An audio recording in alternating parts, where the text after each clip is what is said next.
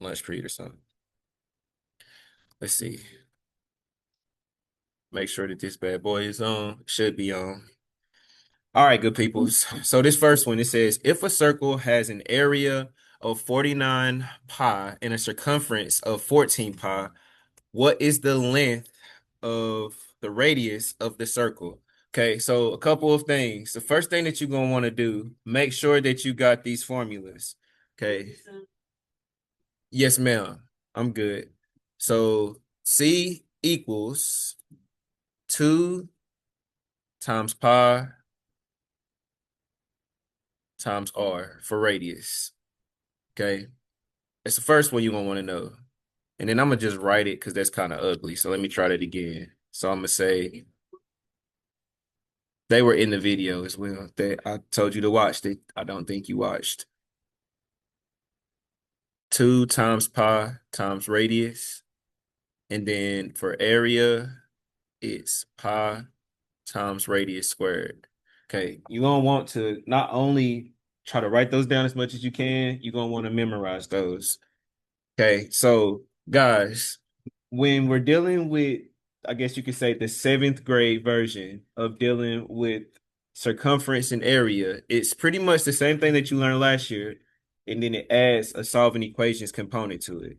Okay, so the first thing that we're going to want to do is we're going to want to plug in, okay, our area into our equation. So we're going to want to do 49 pi, then we're going to say equals, and then that's pi radius squared.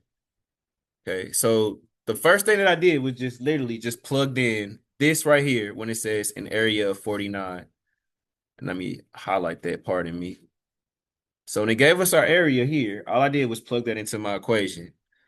Okay, now we got to think. We're trying to find the radius.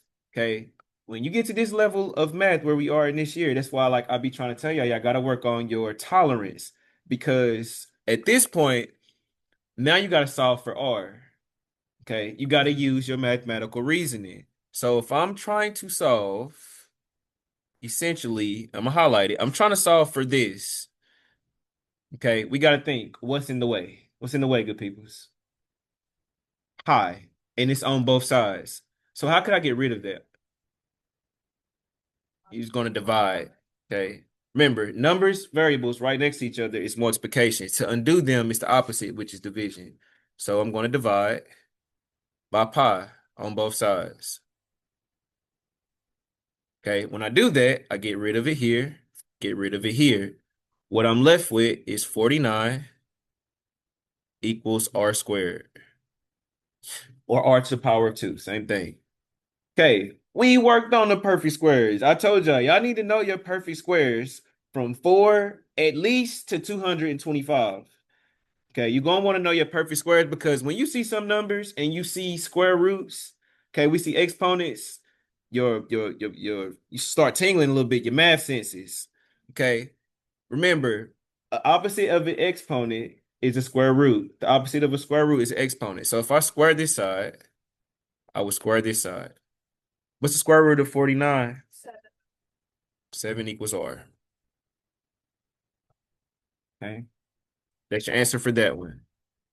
Okay. First thing that you're going to want to do, going back to what I was saying, you got to memorize these formulas. Okay. Y'all going to be struggling if when you get to the test. I don't know what it is with 6th and 7th graders. The only one y'all remember is length times width, which is the area of a rectangle. It's a lot more shapes than that, guys. Okay. So make sure that y'all are writing down your formulas. What I try to do is each time I do a problem, I write the formulas to start, and then that's a way that I can maybe remember it through muscle memory. Okay. All right, good peoples. So this one says the circumference of a circle is 10 pi. What is the area of this circle? Use 3.14 for pi. Okay. One more thing. For the most part, y'all in the 7th grade, when you're in the 7th grade, you deal a lot more with terminating decimals. Okay. When they tell you to use 3.14 for pi, make sure you do that. If they don't tell you to use 3.14 for pi, you should be using the pi symbol on your calculators. Okay. All right. Okay, same if we use this formula for circumference, if I plug this in, so I say 10 pi equals 2 times pi times your radius. Once again, all I did, the circumference, what it gave us, I put that here. Okay, so remember, what are they wanting us to find? We got to figure out the area. In order to do the area, what do I need? My radius. So essentially, I'm trying to solve for my radius. Somebody tell me, what could I do to isolate that R? So divide by,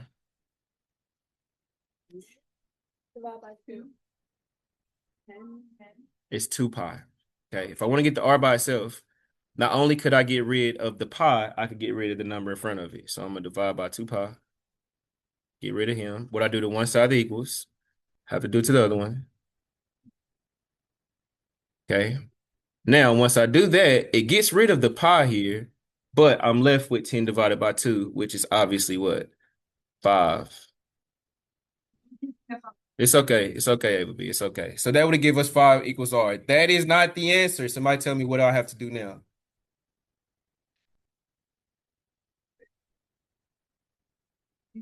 So gotta make sure you keeping up what the question is asking you, right?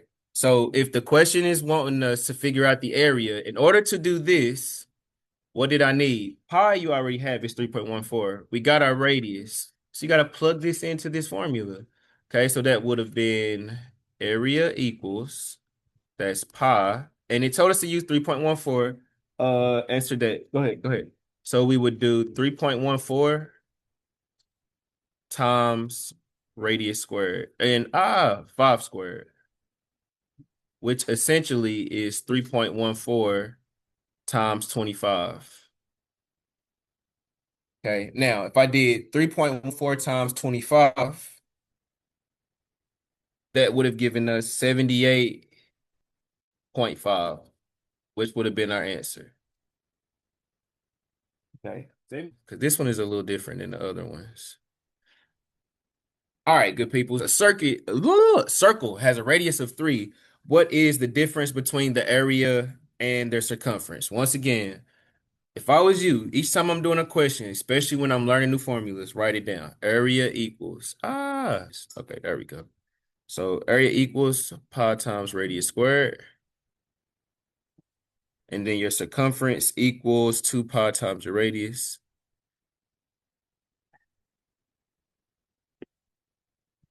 So guys, if they give you your radius, all you got to do is just plug it into your formulas. So for area, it would have been 3.14. And then we can say times 3 squared, which essentially is 3.14 times 9. 3.14 times 9. And then actually, guys, if you notice, all of these are actually written in terms of pi. So that really would have been 9 pi.